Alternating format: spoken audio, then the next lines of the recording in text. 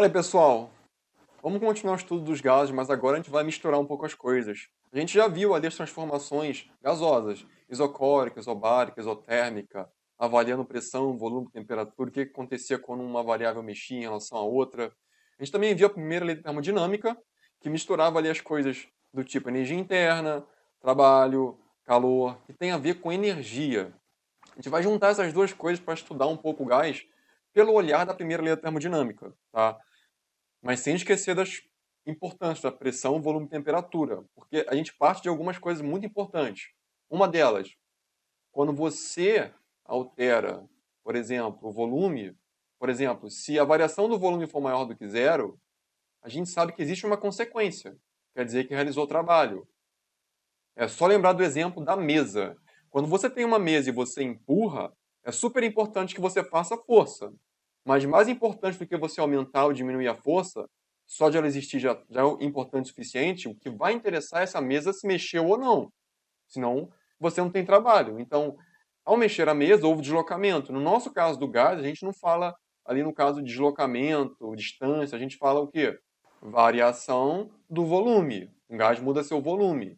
Então, mexeu com volume, mexeu com trabalho. A gente também aprendeu que, por exemplo, se você tiver um gás que aumentou a temperatura, ΔT é maior do que zero, isso tem uma consequência. Isso quer dizer que a agitação molecular foi maior, então a energia interna, a energia de dentro do gás, ela também aumentou. Então, quando aumenta a temperatura, é sinal de que variou também ΔU, ou seja, variou a energia interna. Vale o contrário também. Se você diminuiu o volume, o gás sofreu o trabalho. Se você diminuiu a temperatura, você diminuiu a energia interna. Tá? Então, isso aí é uma coisa que a gente já viu. E se nada mudar, é porque nada mudou. Não variou o volume, então não aconteceu nada com o trabalho. Não mudou a temperatura, então também não variou a energia interna. O gás estava como ele já estava antes e pronto. Vamos olhar então algumas já conhecidas nossas. Por exemplo, transformação isocórica. Qual o significado? Bom, o volume é constante, até aí nada de novo.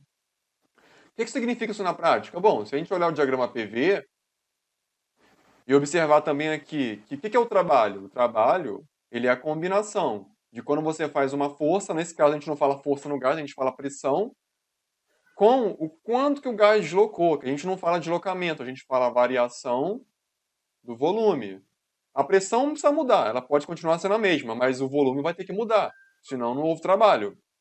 Então, o que a gente tem aqui, por exemplo, é que de P1 a P2, saindo de A para B, houve sim um aumento de pressão. Problema nenhum, tá? A pressão ela aumentou. Porém, olha o volume. O volume não mudou, V1 é igual a V2. Para eu ter um volume, por exemplo, aumentando, eu teria que ter uma reta inclinada, mostrando que também está crescendo de um lugar para o outro. Ou eu poderia ter o contrário, uma reta inclinada no outro sentido ali, ó, dizendo que, na verdade, a pressão está aumentando, mas, por exemplo, o volume está diminuindo. É uma outra possibilidade. Esse não é o problema. Mas a questão central aqui é que o volume é constante. E isso é um problema, porque se esse cara aqui é constante, quer dizer que ele é zero. Se ele é zero, se ele não existe, mesmo a pressão existindo, quer dizer que não existe o quê? O trabalho. Multiplicar por zero dá zero, lembra? Então, ó, se não existe trabalho, se ele é igual a zero, quer dizer que a variação da energia interna, segundo a primeira lei, é igual ao calor. Teoricamente, quer dizer o quê? Que todo o calor que você forneceu ali ao seu gás, ele vai servir para aumentar a energia interna. Quer dizer que se você deu calor, nada virou trabalho, ele não movimentou nada, nem nada, mecânico. Ele só esquentou. Por que ele esquentou? Porque a energia interna aumentou, por exemplo. Lembra? Uma coisa está ligada à outra. Se você aumentou a energia interna, foi porque você esquentou e vice-versa. Transformação agora isotérmica, também conhecida. Na isotérmica, a temperatura é constante. E quando você, por exemplo, olha no diagrama PV, você vê que existe a isoterma, que em qualquer lugar dela, não importa onde, nessa curva você vai ter uma temperatura que é igual, tá? E que a pressão pode mudar. A pressão aqui, por exemplo, está diminuindo. Ó. Ela está saindo do topo e descendo. Só que o volume está aumentando. De V1 para V2. Está indo para a direita. Então, nessa isoterma, você tem uma mudança na pressão e no volume. Isso quer dizer que se o volume está mudando, com certeza o volume ele não é constante. Isso quer dizer que existe trabalho. O trabalho existe. Então, a gente considera que o W está ok. Ele existe. Se você fornecer o calor está ok, ele existe. O problema é que se você tem a temperatura constante, a gente já viu, se a temperatura não muda, simplesmente não tem por que o gás se agitar mais ou menos. Isso quer dizer que a energia interna dele também não muda. Então, ó, energia interna é igual a zero. Isso quer dizer que, ó, zero é igual ao calor menos o trabalho. Se o trabalho está negativo, a gente pode pegar ele e jogar para o outro lado. Vai ficar simplesmente trabalho é igual ao que sobrou, que é o calor. O trabalho foi para o lado positivo. Então, o que você vai ter aqui agora de informação é que é o seguinte, isso é teórico. É impossível você fazer o calor virar trabalho 100%, mas o que ele quer dizer nessa transformação é que aproximadamente você vai ter o calor se convertendo em trabalho sem esquentar. Por quê? Porque não houve variação da energia interna. Se a energia interna não mudou, não esquentou. Então tá carta fora do baralho. O que a gente tem agora é que o calor dado, por exemplo, vai servir para realizar trabalho, fazer alguma coisa se mover. Então essa é a consequência na transformação isotérmica, assim como a consequência que a gente viu antes na isocórica. Na isobárica, também é conhecida que a pressão é constante. Repara naquilo que a gente falou. O trabalho depende da pressão e da variação do volume. Não tem problema você continuar com uma pressão constante, desde que ela exista, haverá trabalho. Desde que você continue empurrando a mesa do mesmo jeito, a mesa se mexe, isso não é o problema. A questão é se ela se mexe ou não. Ou se o gás ele consegue empurrar alguma coisa ou não. Se ele realizar uma pressão constante que não muda aqui entre A e B, você vê que a reta ela é totalmente horizontal, quer dizer que o volume, pelo menos, ele aumentou nesse caso. Então não tem problema. Nesse caso, não há nenhum problema. O trabalho vai existir, porque os dois aqui existem. Se a transformação é isobárica, não tem nenhum problema em relação ao calor. Por exemplo, o objeto vai continuar recebendo seu calor ali. E também não está dizendo nada que a temperatura não muda. A temperatura pode mudar como consequência, então também não acontece nada em relação à energia interna. Isso quer dizer, então, que você não perde nada. No caso da transformação isobárica, você vai ter que a variação da energia interna, ΔU, é igual ao calor menos o trabalho, W. Acabou. Não muda absolutamente nada. Então, esse caso é diferente dos outros um pouquinho. Não quer dizer que não tem nada constante. A pressão é constante, mas quando você olha a primeira lei estudando energia, aqui não há nenhuma consequência direta para perturbar ela. Vamos para uma novidade agora, transformação adiabática. A gente já falou até antes sobre isso, que um recipiente adiabático é um recipiente em que você tem como intuito isolar algo do meio externo. Você sabe que ao redor ali do cooler você tem ar? Ao redor do isopor, você também tem ar? Ao redor da garrafa térmica, você também tem ar? Por que o ar atrapalha? Porque o ar troca calor com qualquer coisa, né? Se você coloca ali uma garrafinha ali dentro do cooler, você quer que o cooler contenha aquilo ali com gelo puro, do jeito que for, mas sem interferência de quem? Do meio externo. Latinha, fechou com isopor? Mesma coisa, você não quer interferência do ar. Colocou o chá ou o café dentro da garrafa térmica, você não quer interferência. Por quê? Se a latinha está ali no ar, em cima de uma mesa, por exemplo, o que vai acontecer? Se ela estiver geladinha, tirada do freezer ali, problema. O ar vai começar a dar calor. Então você vai ter o ar dando calor para a latinha. Isso é um problema, porque ela vai começar a dar calor e esquentar cada vez mais o líquido ali dentro. Vai chegar um momento que o líquido vai ficar com a temperatura do ar. Você não vai querer tomar, por exemplo, um refrigerante com 28 graus Celsius. Não é agradável. Idem para quando você tem, por exemplo, um café na garrafa térmica. Qual é o seu objetivo? É pegar o café quentinho e deixar ele quentinho o máximo de tempo possível. Mas para isso você tem que isolar ele do ar. Porque a tendência é, como o café está muito quente, ele vai passar calor para quem? Para o ar. Só que você não quer isso. Então você fecha ele numa garrafa térmica e isso não acontece. Ou acontece muito pouco, na verdade. Então você não vai perder calor, então ele vai ficar quente o máximo de tempo possível. Esses são os objetivos. Então, um recipiente adiabático é tudo isso aí. É um cooler, é um isopor, é uma garrafa térmica. Na transformação adiabática, você também tem como intuito isolar. Você vai fazer, por exemplo, com que o gás ele fique ali dentro, ele sozinho ou misturado com alguma coisa, porém sem interferência do meio externo, sem ter nada dando calor para ele, seja ar, seja uma chama, qualquer coisa. E isso vai ter uma consequência na primeira lei. Tá? Se você observar aqui brevemente, ó, ΔU é igual a Q menos W. Se você não dá calor, ó, Q igual a zero, já sabe de uma coisa, que ΔU, variação da energia interna, é igual a menos o trabalho. Só sobrou isso, ó. Você não tem mais interferência do calor, você não tem nada dando calor ou tirando calor. Então, seja lá o que for acontecer para realizar trabalho, vai ter que vir de quem? Vai ter que vir da energia interna. Ou se o gás sofreu trabalho, alguma coisa vai ter que acontecer em relação à energia interna. Então, um está relacionado ao outro agora, bastante relacionados, porque não tem mais uma fonte de calor. Vamos ter dois cenários, então.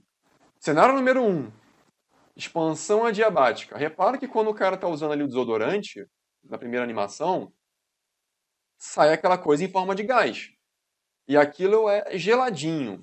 Se você pegar, por exemplo, como na segunda imagem, um spray, pode ser desodorante, pode ser tinta, né?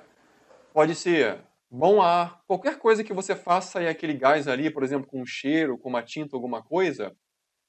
O que você está fazendo ali? Bom, ali dentro você vai ter uma mistura, você vai ter o líquido, que tem o cheiro, por exemplo, junto com uma coisa chamada propelente misturada ali, que está em forma líquida, está com alguma pressãozinha ali, mantendo ele em estado líquido, está confinado dentro da latinha. Enquanto estiver confinado, você tem tudo ali líquido. Quando você aperta a válvula, o que você está fazendo? Você está fazendo com que esse camarada consiga expulsar o propelente, que tem grande facilidade em virar gás, porque ele está ali querendo virar gás. O problema dele é que ele está preso. Quando você abre a válvula, ele quer sair igual um louco lá para cima. Como é que ele faz isso? Eu não estou dando ali, por exemplo, calor para ele expandir. Alguma coisa do tipo. Eu não estou fazendo isso. A única forma que ele tem de fazer isso é o quê? Lembra? ΔU é igual a menos W. Ele só tem uma chance de fazer isso. É relacionando energia interna com trabalho. Então, por exemplo, se esse cara aumentou o seu volume, é porque houve trabalho, lembra? Variação do volume for maior do que zero, quer dizer que o trabalho foi maior do que zero, o trabalho existiu. Isso quer dizer, então, que se você fez o volume aumentar, quer dizer que você fez um trabalho positivo. Se você fez um trabalho, por exemplo, de 100 joules, repara no sinal aqui, menos. Ele não está aqui à toa. Isso quer dizer que, com certeza, essa energia interna variou de forma negativa. Como assim? Perdeu energia interna? Sim. Lembra, qual é o combustível para poder fazer esse gás expandir? Só tem um combustível. É a própria energia do gás. Você não tem uma fonte de calor que é externa. Então, se você tirar a energia do próprio gás, o que vai acontecer com ele? Ele vai perder sua energia e ele vai ficar mais frio. Porque você sabe, se a variação da energia for menor do que zero, com certeza é porque a variação da temperatura também foi menor do que zero. Então, se você perdeu energia, você perdeu temperatura. Por isso que quando você faz isso, começa a ficar muito gelado, porque ele está usando a energia do próprio gás para poder esfriar e servir como combustível para quê? Para realizar o trabalho. Tá? E como é que se entende isso? Por causa do sinal negativo aqui. Isso quer dizer, então, que você perdeu 100 joules de energia interna, mas realizou 100 joules de quê? De trabalho. Isso foi uma expansão adiabática. Por isso que você vai ver ele saindo aqui de um volume pequeno e aumentando o seu volume. Ele expande, mas ele expande como consequência não de você dar calor e ele expandir, mas porque ele usou o próprio gás ali, a própria energia dele como combustível. E também tem o contrário disso. Se você observar aqui a compressão adiabática, agora é uma compressão. Você tem o gás que está lá com um volume maior e ele é comprimido até chegar a um volume menor. Isso vai ter uma consequência. Como você já sabe que o calor aqui, ó, zero, ele não existe, você continua partindo do princípio de que há uma relação entre a variação da energia interna e o trabalho. Só que repara, se o gás agora ele foi comprimido, quer dizer que não é o gás que realizou o trabalho. O trabalho foi realizado sobre o gás. Alguma coisa pressionou o gás ali e o gás sofreu o trabalho de alguém. Houve um agente ali. Então, se isso aconteceu com gás, por exemplo, com qual combustível? Se eu não tirei calor dele, por exemplo, se eu não esfriei ele nem nada, qual a consequência para o gás simplesmente comprimir ali? Só tem uma coisa possível nisso aí, só tem uma consequência direta. Vamos supor, então, que o gás ele diminuiu o seu volume, a gente já sabe. Quando o gás tem um volume diminuído, ou seja, a variação do volume é menor do que zero, com certeza o trabalho foi menor do que zero. Se o trabalho foi menor do que zero, esse cara é negativo. Olha que loucura. Menos Vamos supor que ele foi negativo de 100 joules. Menos 100 joules. Menos com menos vai dar o quê? Mais. Isso quer dizer que, na verdade, desse lado da equação, você vai ter mais 100 joules. E isso quer dizer, então, que se é positivo, a energia interna variou de forma positiva. Espera aí. Quando a energia interna varia de forma positiva, com certeza é porque a temperatura variou de forma positiva. Então, se a temperatura aumentou, foi porque a energia interna aumentou. Como aqui a gente já sabe que a energia interna ela foi positiva, ela variou positivamente, ela aumentou, foi porque a temperatura aumentou. Então, uma consequência da compressão no gás, qual é? É a energia interna aumentar e a temperatura aumentar. Então, ao comprimir um gás, a temperatura aumenta. Ao descomprimir o gás, a temperatura diminui. Então, você vê que é uma coisa oposta à outra. São consequências que você tem. Mas você vê que, mas peraí, quando que uma temperatura do gás vai aumentar? Quando der calor. Nesse caso, o calor foi zero. Você não aumentou a temperatura do gás porque você deu calor, botou uma chama. Nada do tipo. Você simplesmente comprimiu ele de uma forma em que ele conseguiu se agitar mais ali e esquentar mais. Certo? A última transformação, cíclica. Você conhece ela de alguma forma, tá? A transformação cíclica, ela volta para o mesmo lugar, ela é um ciclo.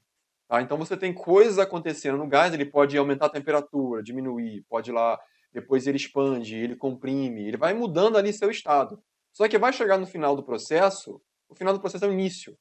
Então, por exemplo, quando você olha o motor de um carro, a gente já estudou isso antes, ele tem 4 tempos. O que ele faz? Ele faz um ciclo, né? Ele deixa entrar ali o gás, que é o ar, junto com o combustível. Ele acende ali a vela, certo? Então há uma explosão, aí ele desce. Depois ele vai voltar ali, jogando fora todo aquele material ali que é da queima do combustível com o ar.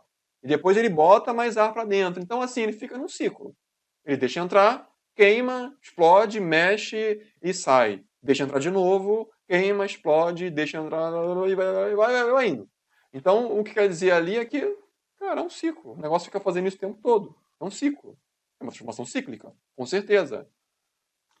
E no caso da geladeira? Bom, a geladeira, no interior, por exemplo, ele vai ter uma coisa quente, que é o produto lá dentro. O ar precisa ser esfriado para esfriar o produto lá dentro. Então, o que ele vai fazer? Ele vai fazer passar um gás. Esse gás ele vai receber o calor do que está lá dentro e, ao fazer isso, ele vai tender a ficar mais quente. Esse gás ele vai ser jogado ali para uma região onde você tem uma espécie de serpentinazinha ali, que a gente chama de um radiador, né? Onde vai ter o ar ali ao redor, que vai estar passando, circulando ali, esfriando esse cara. E esse ar, ao circular ali, esfriando, vai fazer com que o ar volte a ser frio e volte ali para a geladeira, para o interior, com o objetivo de roubar calor novamente. Então ele fica num ciclo de roubar calor, esquentar, esfriar, roubar calor, esquentar, esfriar. Ele fica fazendo isso. É um ciclo? Pô, é um ciclo também. Tá? Então a transformação cíclica ela tende a ficar se repetindo. Nisso ela vai estar sempre esquentando, esfriando, e aumentando ali a pressão, diminuindo a pressão. O volume também vai ficar se movimentando em relação a isso, aumentando o volume, diminuindo. Então, todas as variáveis se mexem dentro de um ciclo. E isso vai nos levar basicamente ao quê? Bom, se você vai ter agora uma situação em que você tem um ciclo, você vai ter vários diagramas que para te exemplificar isso. Repare que se começa aqui no A, você vai ter de A para B, B para C, C para D e para A de novo. É um ciclo. Aqui é um pouco diferente. A aumenta o volume, depois diminui o volume, só que é uma isoterma, e depois a pressão é que cai. Está mudando pressão, volume e tal, não importa. No final ele volta para A. Aqui também, é um ciclo um pouco diferente, mas volta para A. Aqui também, um ciclo que acontece em coisas diferentes, mas volta para A. Então, não importa muito a forma. O que te garante de saber que é um ciclo é que ele volta para A. Se você for observar, cara, é possível que você aumente ali o seu volume, só que depois ele vai diminuir. Isso é fácil de você enxergar. Aqui de A para B, o volume aumenta, porque o volume está aumentando para lá. Só que de C para D, o volume diminui. Então você vê que tem hora que aumenta, tem hora que diminui. Não tem problema. Porém, no geral, ele realizou o trabalho sem nenhum problema. Porque o trabalho depende também da pressão. Então você tem várias coisas ali jogadas. Mas tem um fator que é importante. Quando ele voltar para A, a temperatura de antes vai ter que ser igual à temperatura de depois. Isso é importante, porque quando a temperatura garantidamente não muda ao longo do processo, ele volta para um estado onde ela não muda, tá? Pode até ter realizado o trabalho, sem problema. Recebeu calor, perdeu calor, sem problema. Só que como a temperatura não mudou, a gente sabe que a variação da temperatura, quando não muda, quer dizer que a energia interna também não mudou, uma coisa está associada à outra, quer dizer então aqui que a variação da energia interna é zero. Então zero é igual a Q menos W. O que quer dizer que se passar o W para o outro lado positivo, W é igual a Q. Esse caso é importante, porque você vê que é como se fosse uma coisa, um rendimento de 100%. Todo o calor que a gente deu serviu para realizar trabalho. Isso não existe na prática. É impossível uma coisa não esquentar como consequência, ou seja, não ter energia interna. Mas, teoricamente, num ciclo perfeito, se ele existisse, todo o calor que você der como objetivo vai virar ali, ó, trabalho 100%. Você vai fazer uma coisa se mover, um carro funcionar perfeitamente, o que for, com 100% de rendimento. Tá? Então, o que você quer de um ciclo, o que seu objetivo de um ciclo é trabalho sendo realizado vindo do calor. Ponto. Mas sem aumentar a temperatura, só que isso é difícil de fazer. Mas então, isso é um ciclo. Veja aqui, por exemplo. Aqui temos um ciclo. Tá? Lembra? Temos uma legenda completa, com base 10. Sabendo que um gás recebeu uma quantidade de calor de 6 vezes 10 a terceira joules, calcule o trabalho realizado utilizando o gráfico. E quanto valeu a energia interna? Bom, temos um gráfico. Dá para achar ali tranquilamente, porque a gente sabe que a área é o trabalho. Então, isso não é problema. Como é que a gente acha a área de uma figura dessa? Pô, isso é um retângulo. A gente sabe que 1, isso é a altura do retângulo, é 1 vezes 10 a quinta. A gente sabe que isso daqui, ó, é a base do retângulo, e que vai de 2 a 4. Então, vamos lá. Qual é a altura? A altura é 1, mas não esqueça da legenda. Diz que é 10 a quinta Newton por metro quadrado. Ok. Qual é a base? Bom, se você olhar a base, ela vai de 2 a 4. Ou seja, 4 menos 2, que é igual a quanto? 2. Só que lembra que a base tem uma legenda. 10 a menos 2 metros cúbicos.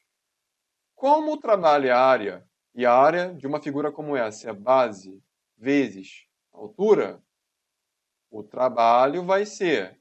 Quem é a base? 2 vezes 10 a menos 2 vezes 1 vezes 10 a quinta. Você não pode nunca esquecer da legenda, o que está escrito nela. Então aqui a gente tem, ó, 2 é número, 1 é número. Então o trabalho vai ser 2 vezes 1, 2. Qual vai ser aqui a sua base 10? 10.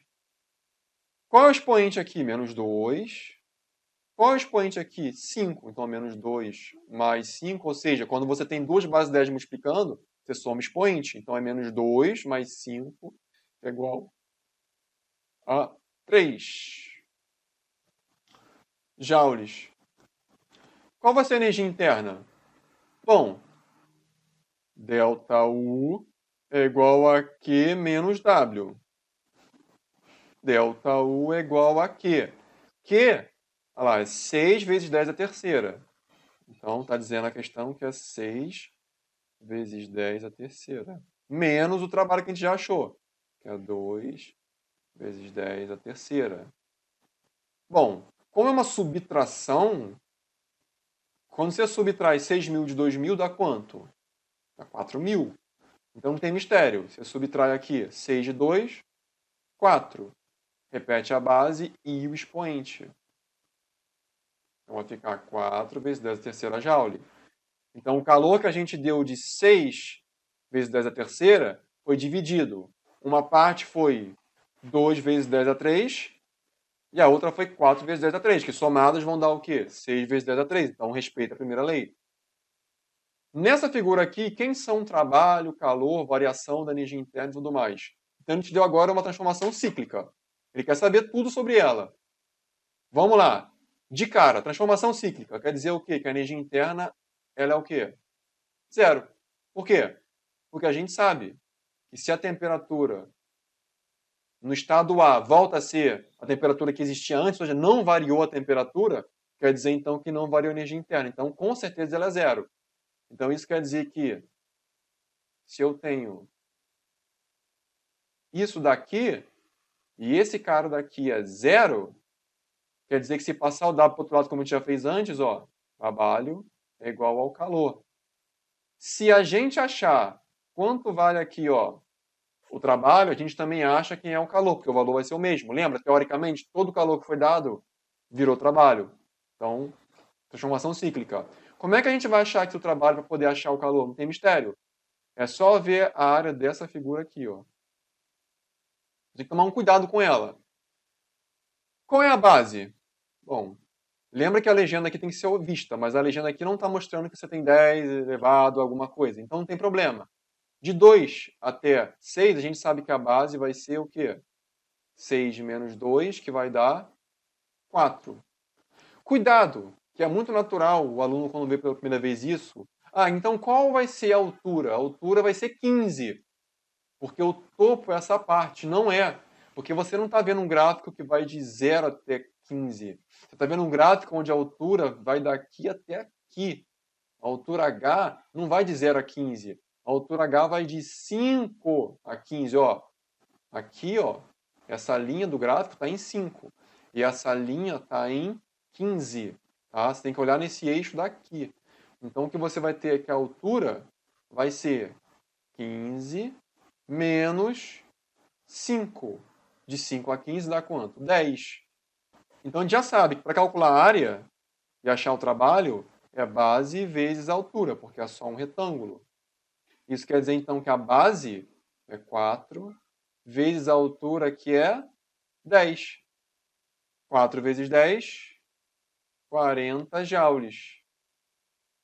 Como todo o calor se transformou em trabalho, então com certeza o calor que foi dado para virar o trabalho também foram os 40 joules. Então aqui você acaba. A transformação cíclica tem essa facilidade, que é você já saber que não existe energia interna, no caso a variação dela, e que todo calor virou trabalho, achou calor. Acabou. Então tem que tomar cuidado com o gráfico, ok? Então por hoje é isso. Até a próxima.